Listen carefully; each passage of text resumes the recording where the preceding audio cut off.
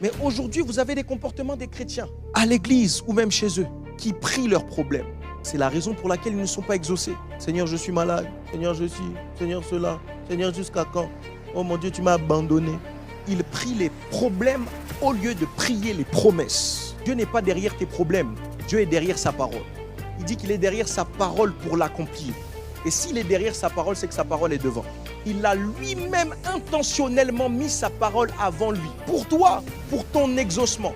Dans le sens où lorsque tu pries, si tu pries selon les promesses de Dieu, tu t'exposes à être un éternel exaucé.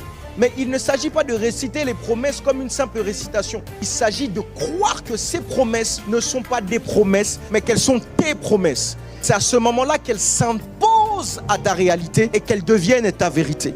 Lorsque tu es malade, tu ne dis pas « Seigneur, ma maladie, Seigneur, jusqu'à quand? Seigneur, tu vois, je te sers. À quoi alors ça sert de te servir? Seigneur, si tu ne me guéris pas l'année prochaine, je ferme ma Bible. » Comme si Dieu arrêtait d'être Dieu parce que tu es dans cette condition. Oui, oui, ceux qui bougent la terre ne bougent pas les ciels. Même si tu es malade, Dieu reste Dieu. Même si tu n'as pas d'argent, Dieu reste Dieu. Ferme ta Bible, tu vas mourir, Dieu va continuer à être Dieu.